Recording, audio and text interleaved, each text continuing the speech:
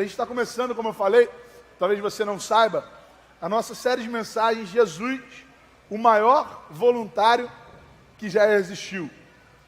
Hoje em dia, irmão, é impressionante o número de famosos e influenciadores, né? Já não tiveram outro nome para botar, botaram esse, né? De influenciadores que existem hoje e não tem... Viu uma água ali, porque o pessoal botou o tom muito alto dessa música aí, cara. Vamos baixar esse tom aí, cara. Né, mano? Arrebentaram a gente, né? Fazer o quê? Mas a gente vê um número muito grande de influenciadores que de repente você nem conhece. Pessoas que têm um alcance muito grande, mas que talvez você nem saiba quem eles são, sabe? De repente seus filhos, quer ver? Aqui quem tem filho deve conhecer, mas vocês já ouviram falar em Maria Clara e JP? Quem nunca ouviu falar em Maria Clara e JP aí? Alguém? Nunca? Não? Quem nunca ouviu falar? Nunca ouviu falar em Maria Clara e JP? Aí, viu? Maria Clara e JP são dois irmãos que estão com mais de 20 milhões de inscritos no YouTube, irmão. 20 milhões! Eva assiste esse menino o tempo inteiro. Eu já conheço todos eles. Ela já fala até o finalzinho. Eu esqueci agora como é que é o finalzinho, como é que é? Eu esqueci, agora eu esqueci. Mas é uma quantidade assim de nichos que estão nascendo que antigamente era mais difícil de conseguir, né? Por exemplo, eu entrei na igreja através do rock. Eu sempre gostei de rock, sabe? Sempre não, mas no início da adolescência, assim e tal, comecei a gostar hardcore e essas coisas assim, e não tinha, era difícil arrumar um conteúdo desse tipo. Estou falando, sei lá, de 2000 e alguma coisa. Era difícil, sabe? 2003, 2002, 2003, era difícil você arrumar um negócio desse. Eu morava aqui no Estrela do Norte. Para quem achava que eu morei a vida inteira no Largo da Ideia, eu não morei. Tá? Eu morei em Estrela do Norte até quase 20 anos. Depois que eu fui morar em Largo da Ideia. Mas a minha igreja sempre foi a igreja lá de Largo da Ideia. Minha igreja de origem, né? Minha avó morava do lado da igreja e a gente sempre foi criado ali. Aí, eu lembro que naquela época, quando a gente queria ouvir alguma coisa assim, diferente, sabe? Não queria mais ouvir MK, amém? Tinha que ouvir MK, irmão. Era o quê? Era Kleber Lucas, Aline Barros, só esse pessoal, né? Ninguém tocava rock. Aí eu queria ouvir isso, eu tinha que entrar num site, que eu morava na Estrela do Norte, e na época tinha internet a rádio, que era um prédio e tinha internet a rádio. Então eu conseguia baixar em um site chamado Democlube, eu baixava os rocks que fossem cristãos, para poder a gente conseguir ouvir lá em Largo da Ideia. Então eu era tipo o importador de músicas, sabe? Era tipo, então eu baixava, e eram ruins as músicas, irmão. Não eram boas, não. Era música ruim, mas a gente gostava daquilo, né? Fazer o quê? Hoje, qualquer pessoa consegue divulgar o trabalho dela, né? Qualquer pessoa, por exemplo, consegue colocar uma música no Spotify, no Deezer, YouTube. Isso facilitou muito para que cada um, de acordo com o seu gosto, né, ouça aquilo que quer. Isso tem seu lado bom e tem seu lado ruim, né? Isso tem seu lado bom e tem seu lado ruim. Por exemplo, quando a gente vai ministrar em uma outra igreja, é difícil, porque cada igreja ouve uma música diferente hoje em dia. Antigamente era fácil, cantava uma música que estava na rádio, todo mundo conhecia. Hoje em dia, poucas pessoas ouvem rádio, né? Poucas pessoas... Eu ouço para poder ver o que está acontecendo, né? Mas não é comum mais assim. E cada vez isso vai se tornar mais evidente, né? Cada vez isso vai se tornar mais comum assim. Por exemplo, essa geração que está lá, ó, que veio aqui, a gente orou por eles. Esses meninos não vão ver televisão não, irmão. Esses meninos não vão ver televisão. Televisão que eu falo é assistir os programas igual a gente assistia, sabe? Por que não tem TV Globinho mais? Olha aí. Não tem mais TV Globinho. Porque não vem mais. Tem que botar na Maria Braga mesmo, tem que botar um pessoal assim, Fátima Bernardes, para poder o pessoal... Porque a faixa etária que assiste televisão hoje é outra. A Globo já entendeu isso. E mudou a programação dela. Mudou. Só que aí vão tendo nichos. Vários nichos. Né? Vários influenciadores. Várias pessoas que vão exercendo a sua opinião e a gente vai absorvendo dentro do nosso universo ali que a gente mesmo criou. A gente vai vivendo isso. A gente vai criando isso. E aí no meio de tanta influência, no meio de tantas vozes, no meio de tanta gente falando, no meio de tantos exemplos, como que a gente pode pensar em um que seja absoluto? Como que a gente pode pensar em um que não existe, não tem como contestar aquilo que ele fez? Ele é o exemplo dos exemplos, sabe? Jesus, irmão, é o maior exemplo que já existiu e essa é a primeira mensagem da nossa série. Primeira coisa que eu queria que você guardasse, a nossa série é Jesus, o maior voluntário que já existiu. Mas quero começar dizendo que ele é o maior exemplo que já existiu. Jesus é Deus como ele é e o homem como deveria ser. Por isso, é nele que a gente se inspira. A palavra de Deus fala lá em Efésios, capítulo 5. Se você tiver com sua Bíblia aí, ou se você quiser, eu tenho certeza que o Alex vai botar aqui rapidinho, versos 1 e 2. Ela fala assim para a gente: portanto, sejam imitadores de Deus como filhos amados, e vivam em amor como também Cristo nos amou, e se entregou por nós como oferta e sacrifício de aroma agradável a Deus. Nós temos uma missão. A nossa missão é imitar Jesus Cristo aqui nessa terra.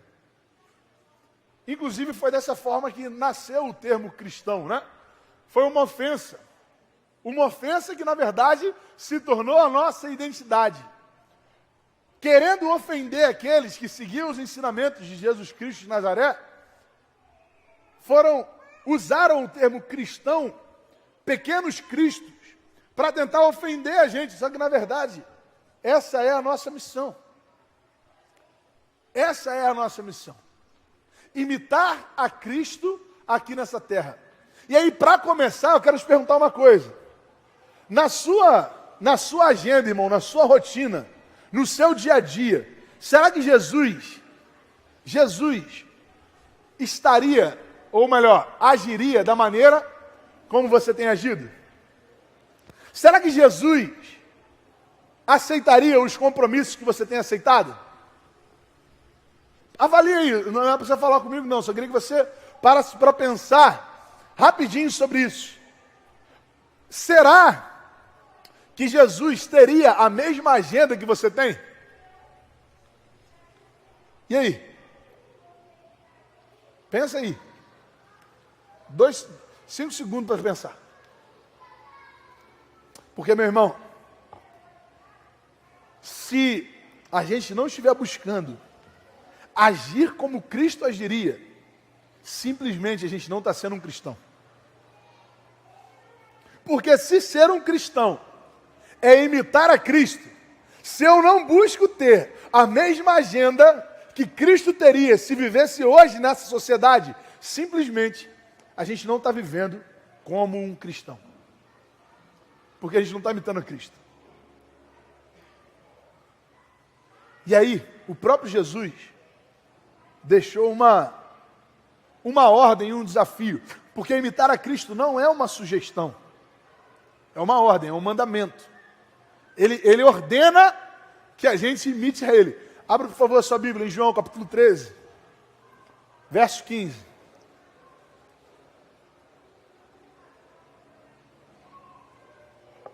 Eu dei o exemplo para que vocês façam como lhes fiz. Olha o que Jesus está falando, uma frase tão simples, irmão. Eu queria só que você guardasse. Se você esquecer de tudo que eu falei, não tem problema, a Bíblia é suficiente. Guarda só essa frase. Só esse verso, João, capítulo 13, verso 15. Você pode ler junto comigo?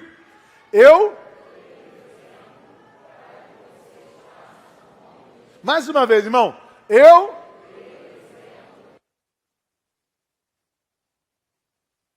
Só isso, irmão. Esse desafio, essa ordem do mestre, está empregada em um contexto que a gente conhece muito bem. A gente já conhece muito bem essa história. Mas talvez essa frase tenha passado batida para a gente não reparou. Os discípulos, eles estavam chegando em uma casa para jantar. E sempre que alguém chegava em uma casa para jantar, especificamente, né? Era comum que tivesse uma pessoa para limpar, para lavar os pés daqueles que chegavam. Para a gente é um pouco difícil entender, porque a gente anda de tênis, amém, irmão? A gente anda de tênis, sandália, mas imagina, vou tentar contextualizar aqui para a gente. Imagina quando você está na rua da feira, amém? Quem vai na rua da feira aí, fala misericórdia, só para saber. Chovendo, amém? E você está de Havaianas, irmão. É isso que eu estou falando, entendeu? Olha como é que Deus é bom. Você está de sandália havaiana na rua da feira, chovendo, na saída do Pandiá. Aí já era, irmão. Aí acabou tudo. Esse é o contexto. É essa situação que os discípulos estavam vivendo. Imagina que eles estavam chegando, tá? Na casa, todo mundo de sandália, ninguém de tênis. Todo mundo de sandália. E aí foi até Rogério que pregou uma vez aqui sobre esse texto. E ele me fez pensar nessa situação que eu achei realmente, engraçado. Imagina o primeiro discípulo que entrou na casa.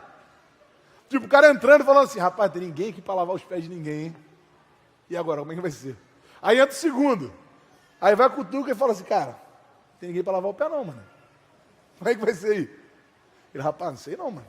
Bota João, entendeu? Que João é um cara mais clean, assim, mais suave, acho que ele vai ficar mais tranquilo. Não, rapaz, pô, João, pô. Como é que João vai fazer um serviço desse, cara? Não, vamos fazer o seguinte, vamos botar Judas. Ninguém gosta de Judas mesmo? Bota Judas, ninguém gosta dele, então bota ele, cara, que ele resolve essa parada, ele que fica como escravo.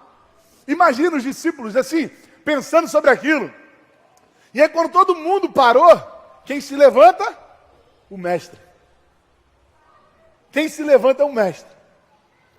Tira a sua capa, coloca ela de lado, pega uma toalhinha, irmão, coloca na cintura, que é como o servo deveria estar, e vai lá, coloca água na bacia e começa a lavar os pés dos discípulos. Imagina a cabeça deles, irmão. Eles falam, cara, por que eu não levantei, cara? Eu podia ter levantado, eu tinha pensado nisso, cara. Eu tinha pensado até em levantar, mas, pô, eu ia ficar de servo, sabe como é que é? Não ia dar certo. Eu sabia que precisava daquilo ali, mas eu não estava querendo aquilo. Pô, se eu tivesse falado, pô, ele ia me elogiar, cara. Ele ia falar que eu fiz certo, cara. Ele ia falar que eu fiz direitinho. Olha só o que fala, verso 3 e 4 de João capítulo 13. Se você quiser deixar a sua Bíblia aberta em João 13, para marcar, para anotar alguma coisa, fala assim, ó. Jesus sabia que o Pai havia colocado todas as coisas debaixo do céu, debaixo do seu poder, desculpa. E que viera de Deus e estava voltando para Deus. Verso 4. Assim, levantou-se da mesa, tirou sua capa e colocou uma toalha em volta da cintura. Irmão, Jesus tirou a capa e colocou uma toalha. Sabe o que é isso? É falar assim, ó, eu não vim para ser servido, eu vim para servir. Eu não vim para apenas ser Senhor, mas eu vim para lavar os pés daqueles que estão à minha volta. E Jesus coloca uma toalha, irmão. Por quê? Porque ele sabia quem ele era. Ele sabia quem ele era diante de Deus. Olha o que falou o verso 3, que a gente leu. É engraçado que o evangelista faz questão de dizer isso aqui. Ele faz questão de dizer. Jesus sabia que o Pai havia colocado todas as coisas debaixo do seu poder e que viera de Deus e está voltando para Deus. Aí verso 4, assim levantou-se. É como se o evangelista falasse assim, ó, Jesus sabia quem ele era. Por isso, aquilo que ele fizesse, não mudaria quem ele era. Jesus sabia de onde ele veio e para onde ele iria. Por isso, aquilo que ele fizesse, não mudaria a identidade dela, irmão.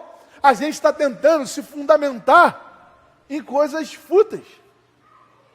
A gente está tentando se embasar em coisas comuns.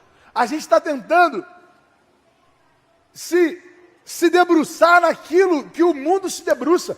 Nós fomos gerados, fomos criados, fomos educados para sermos o primeiro.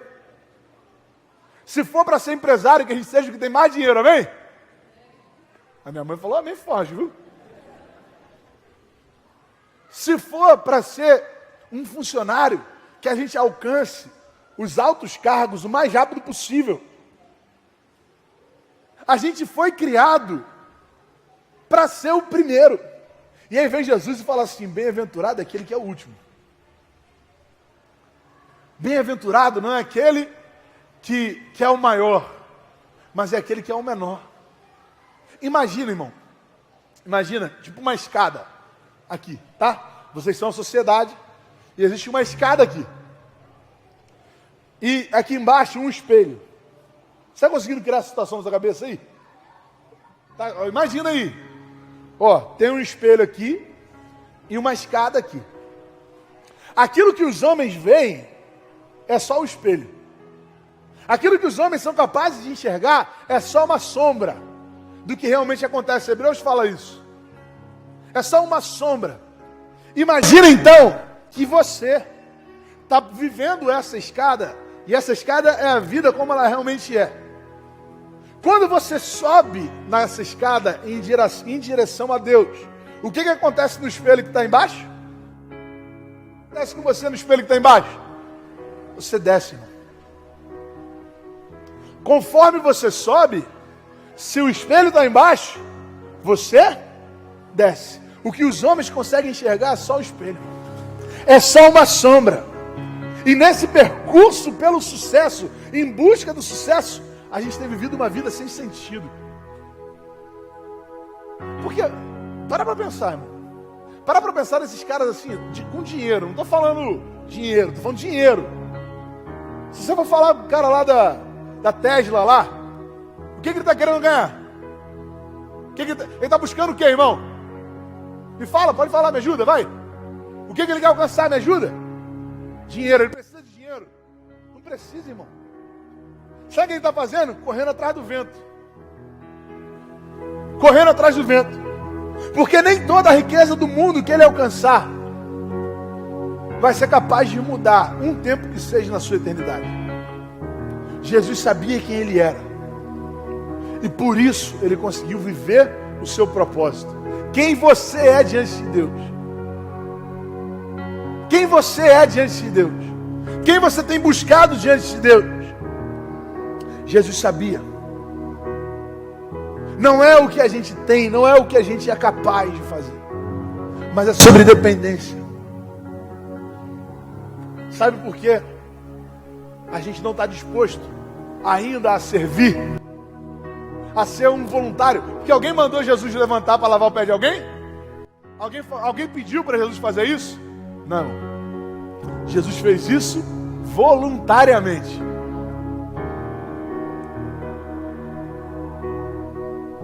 Mas sabe por que a gente não está disposto a servir?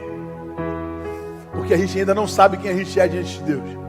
Sem perceber que a gente está vivendo uma ilusão diante dos homens. Só o reflexo. Graças a Deus, ainda bem que Ele nos deixou um exemplo. Voltando agora para o texto base, no verso 15. Essa frase que eu queria que você guardasse no seu coração. Eu dei exemplo para que vocês lhes façam o que fiz a vocês. Eu lhes dei o exemplo. Jesus é mestre e Senhor. Se você for ver aí o verso 13 e 14, você está com sua Bíblia aí? Olha lá, hein? Verso 13 e 14, olha o que fala assim, ó. Vocês me chamam de mestre e Senhor. E com razão, pois eu sou. Pois bem, se eu, sendo Senhor e mestre de vocês, lavei os seus pés, vocês também devem lavar os pés uns dos outros. Jesus chegou e falou assim, olha, eu sou aquele que ensina e eu sou aquele que governa. Eu sou aquele que pode falar o que vocês têm que fazer, o que vocês devem fazer, como sou aqueles também que pode mandar vocês fazerem. Mas ainda assim, eu escolhi ser um voluntário. Ainda assim, eu escolhi me levantar voluntariamente para servir a uma necessidade, atender a uma demanda.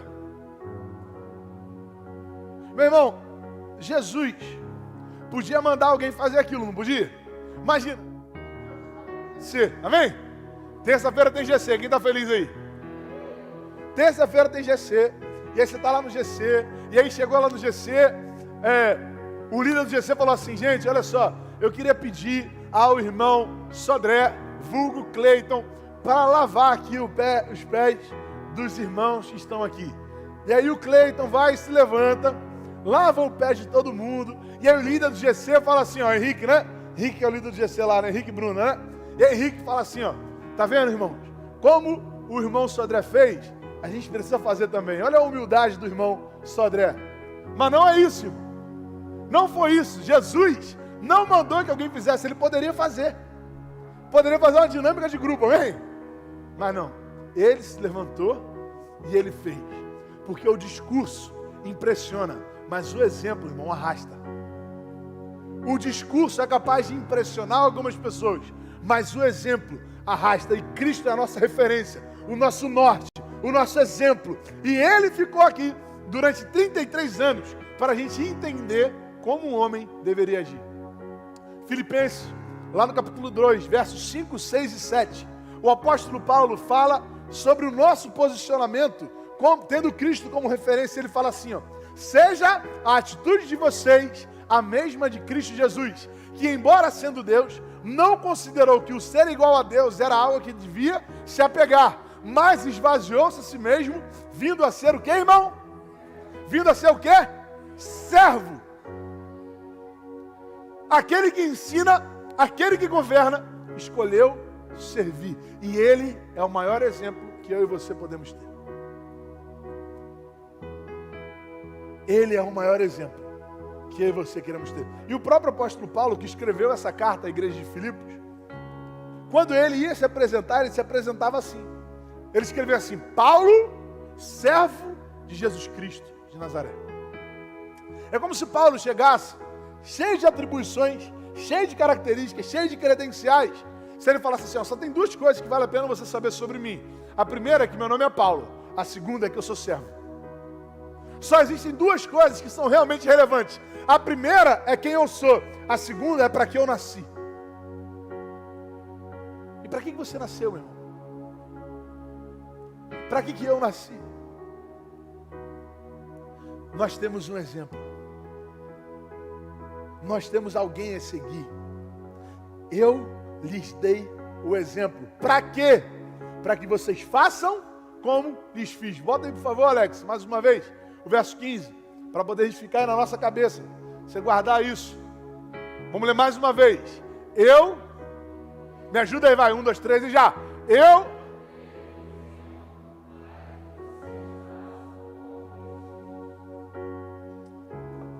Jesus deu exemplo. Não só para fazer o que ele fez, mas como ele nos fez. Olha só o texto. Tem ali uma palavra que muda tudo. Tem uma palavra que muda o sentido. Não é fazer o que Cristo fez, é fazer o que ele nos fez. Quantos foram alcançados pela misericórdia do Senhor? Dá uma glória a Deus aí para mim. Então, meu irmão, por que você não está sendo misericordioso com alguém? Quantos foram alcançados pela bondade do Senhor? Dá um amém aí para mim. Por que você não está sendo bom com alguém também?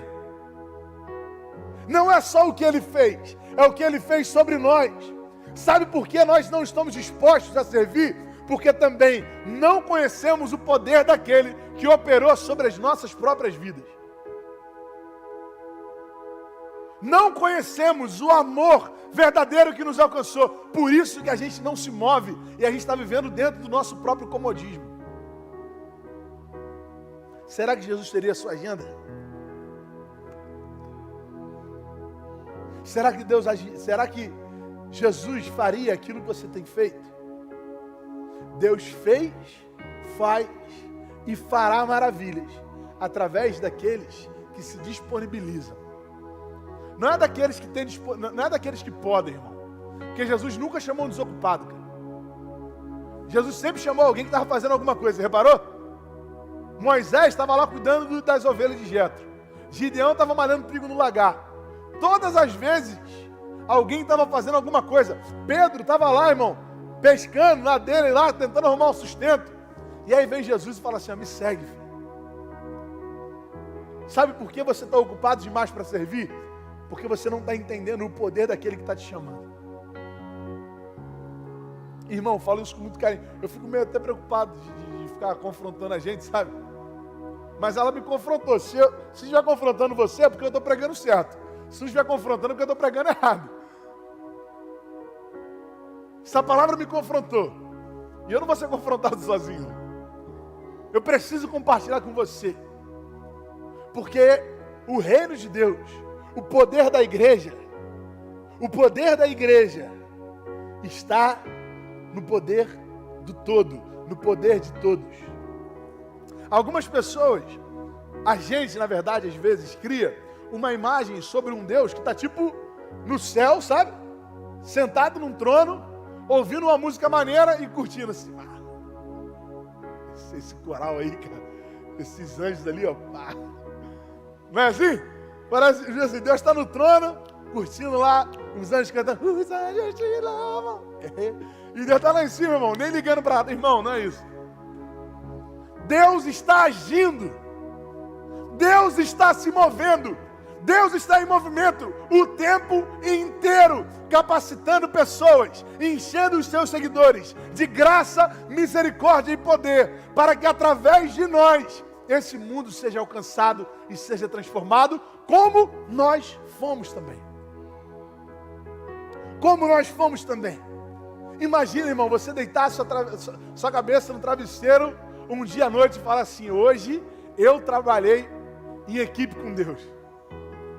Hoje eu trabalhei junto com Deus, trabalhei colado com Ele. Eu trabalhei da maneira como Ele gostaria, porque o poder da igreja está no poder de todos. Jesus escolhe homens simples.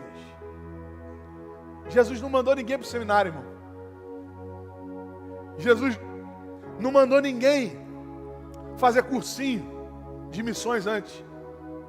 Ele escolheu pescadores, cobradores de impostos, pessoas que estavam aqui no dia a dia. É óbvio que alguns vão viver isso de maneira integral e outros não têm esse chamado. O chamado é outro.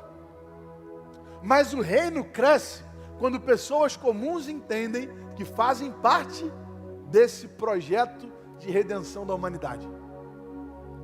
E estão dispostas a servir, voluntariamente, a servir ao Senhor. Pessoas comuns, irmão. Não eram pessoas formadas, não eram pessoas que tinham diplomas. Assim como não será hoje, assim como não será agora, o reino de Deus, a manifestação da glória de Deus, vai alcançar a nossa cidade, vai alcançar o nosso bairro, vai começar pelas nossas famílias, amém? E eu creio que nós vamos alcançar, porque pessoas comuns vão se doar para que o reino de Deus cresça. Sabe, irmão, não é possível que não existam voluntários para servir aqui. Não é possível, irmão. Porque eu creio que boa parte dos que estão aqui foram alcançados pela graça maravilhosa de Jesus. Eu creio que boa parte dos que estão aqui já reconheceram publicamente Jesus Cristo como seu Salvador. Por isso o que está faltando não é gente, está faltando compromisso. Por isso o que está faltando aqui não são pessoas. O que está faltando aqui é disposição de fazer com que a obra avance. Dentro da nossa agenda, irmão. Dentro da nossa agenda.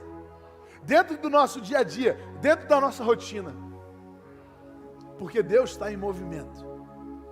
E Ele espera pessoas comuns. Ele espera pessoas simples para fazer com que o reino dele avance. Ninguém acredita mais em discurso, irmão.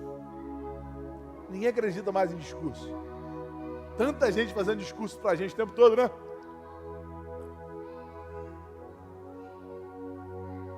aquele político que prometeu e não fez, aquele pastor que falou que minha vida ia mudar e eu continuei com dívida, aquele namorado ou namorada que falou que ia casar e não casou. A gente não acredita mais em discurso, mas ninguém consegue resistir ao exemplo. Jesus é o maior exemplo que já existiu. Não para fazer o que ele fez, mas o que ele fez conosco. E eu quero perguntar para você, e aí você se responde. O que ele fez na sua vida? O que ele tem feito na sua vida? A salvação é de graça, mas a missão, o ministério, o serviço, cobra toda a nossa vida. E de qual maneira nós temos vivido?